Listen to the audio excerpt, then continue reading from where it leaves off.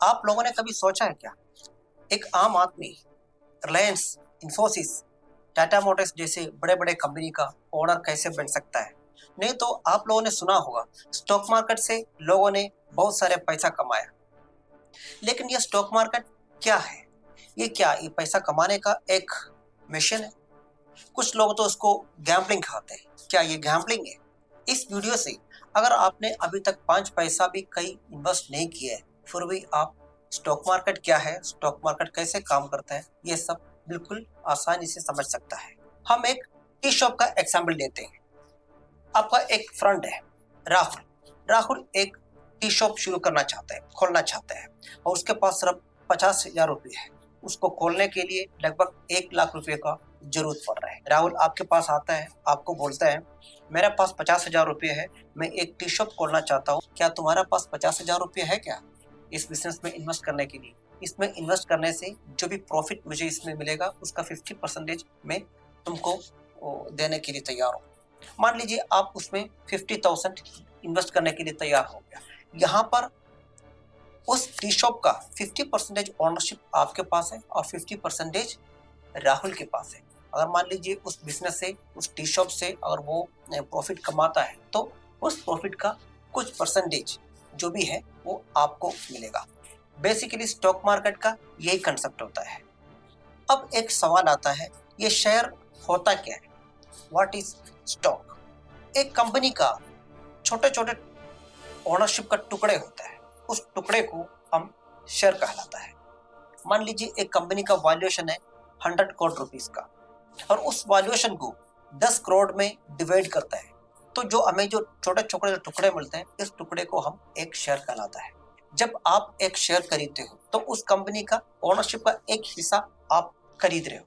अब आपका दिल में एक डाउट आता है, कंपनियां इतना बड़े बड़े कंपनियां हैं, फिर भी उनका जो ओनरशिप है ये पब्लिक को क्यों बेचता है?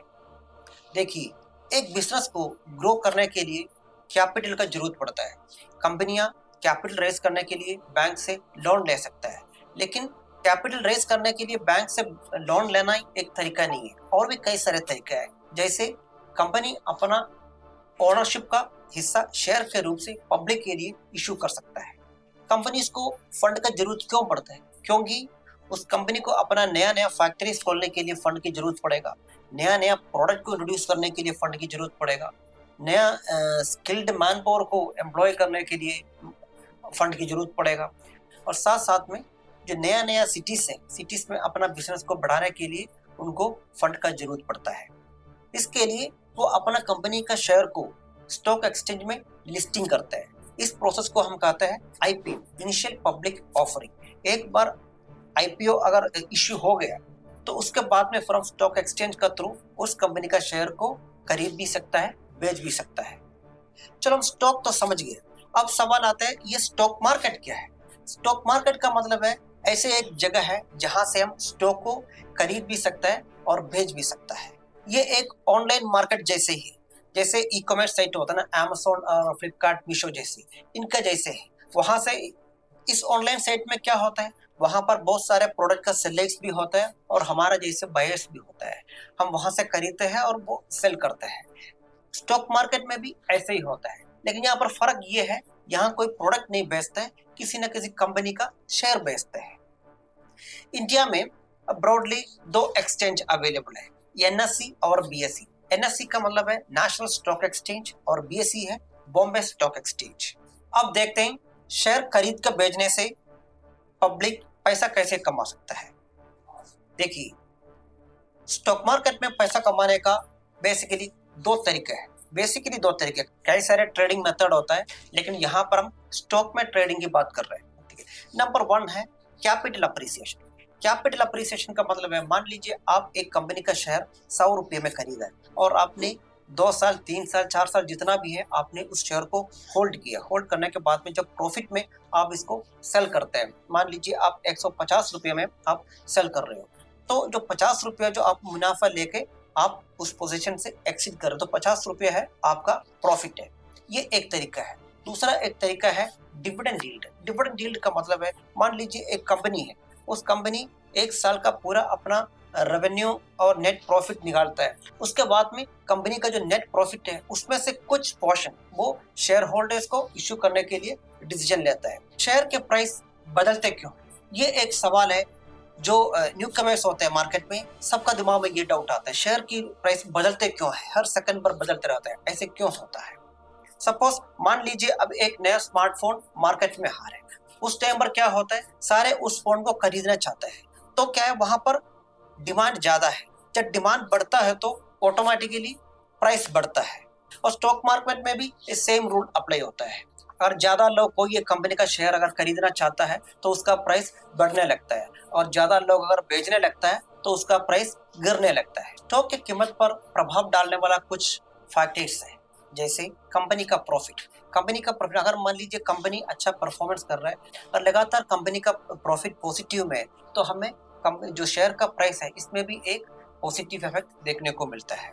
दूसरा है बिजनेस का ग्रोथ। बिजनेस का ग्रोथ मतलब जो बिजनेस कंपनी करता है ये बिजनेस फ्यूचर में कैसे परफॉर्म कर सकता है, लगातार इस स्टॉक ने या इस कंपनी ने पिछले 5 साल में कैसे परफॉर्म किया, इसके बेस पर हम इसका ग्रोथ का अनुमान लगा सकता है।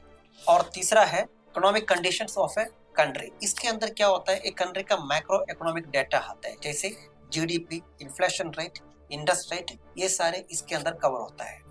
मैक्रो इकोनॉमिक डाटा क्या क्या है इसके बारे में हम डिटेल में वीडियोस करेंगे।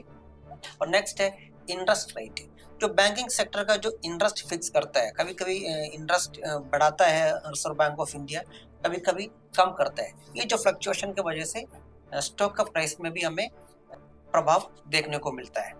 नेक्स्ट है न्यूज एंड इंसिडेंट्स। इसके अंदर क्या होता है, अगर मान लीजिए कोई एक कंपनी है, उस कंपनी के बारे में कुछ एक नेगेटिव न्यूज आता है सोशल मीडिया में या न्यूज में कहीं भी, तो क्या होता है, इन्वेस्टर उस कंपनी के बारे में गलत सोचता है और शेयर को बेचने लगता है। उस कंडीशन में उसका प्राइस डाउन होने की संभावना रहती है।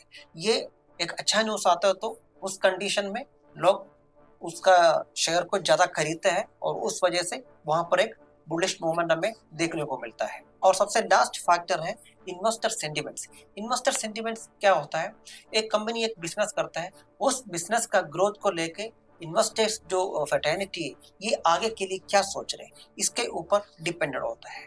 इन्वेस्टर सेंटिमेंट को प्रभाव करने वाला कई सारे फैक्टर्स होता है, इसके बारे में हम एक सेपरेट वीडियो करेंगे। सबसे लास्ट सवाल ये आता है, क्या ये जो स्टॉक मार्केट है ये एक गैम्बलिंग है क्या। ये कोई भी जो न्यू कमर्स जो मार्केट में आता है उनका दिमाग में ये एक सवाल रहता है, यार मैंने कई जगह पर सुना है स्टॉक मार्केट एक गैम्बलिंग है, क्या मेरा पैसा नुकसान हो सकता है यहाँ पर। वो डर हमेशा हर न्यू कमर्स के अंदर रहता है। देखिए ये गैम्बलिंग नहीं है, हम से बोल सकता है, क्योंकि जो गैम्बलिंग क्या होता है, गैम्बलिंग के अंदर ये देखा जाता है आपको किस्मत को टेस्ट किया जाता है। यहाँ पर हम किस्मत को टेस्ट नहीं कर रहे, यहाँ पर हम कंपनी का स्टॉक में कैसे इन्वेस्ट करते हैं, पहले उस कंपनी का परफॉर्मेंस को स्टडी करते हैं, उसके बाद में उसका फ्यूचर ग्रोथ को अनुमान लगाता है, उसके बाद में हम हमारा जो रिसर्च है उसके बेस पर हम लॉन्ग टर्म के लिए हम उसमें इन्वेस्ट करते हैं। ये सब किए बगैर आप एक दिन में पूरा पैसा इकट्ठा करके कोई एक स्टेट के अंदर इन्वेस्ट किया है और ऐसे करते हो तो हम बोल सकते हैं ये एक गैम्बलिंग हो सकता है। आप एक अच्छा कंपनी को रिसर्च करके चुन लिया है, उसके बाद में उसको इकोनॉमिक और फाइनेंशियल डेटा को स्टडी किया है, उसके बाद में लॉन्ग टर्म के लिए अगर आप इन्वेस्ट करते हो तो ये कभी भी एक गैम्बलिंग नहीं हो सकता है। इस वीडियो को वाइंड अप करने से पहले हम सम अप करके देखते हैं इस वीडियो से हमने क्या क्या सीखा है। हमने सीखा है शेयर क्या होता है। शेयर एक कंपनी का ओनरशिप का एक टुकड़ा है। कंपनी को ग्रोथ करने के लिए कैपिटल का जरूरत पड़ता है, उसके लिए कंपनी अपना शेयर को बेचता है और कैपिटल इकट्ठा करता है। और शेयर्स का सेलिंग और बाइंग करने के लिए एक जगह हमें चाहिए होता है, एक मार्केट हमें चाहिए होता है, इस मार्केट को हम स्टॉक मार्केट कहलाता है। और जो इन्वेस्टर्स है, इन्वेस्टर्स कैसे पैसा कमाता है, इन्वेस्टर्स पैसा कमाता है स्टॉक का प्राइस बढ़ने से, अप्रिसिएशन होने से और डिविडेंड यील्ड से। अगर हम रिसर्च करके पेशेंट के साथ में अच्छा कंपनी में हमने इन्वेस्ट करके लॉन्ग टर्म का विजन के साथ अगर हम इन्वेस्ट करते हो तो ये कभी भी गैम्बलिंग नहीं हो सकता है। और इस वीडियो आपको पसंद आया तो इस वीडियो को लाइक कीजिए, चैनल को सब्सक्राइब कीजिए। जय हिंद।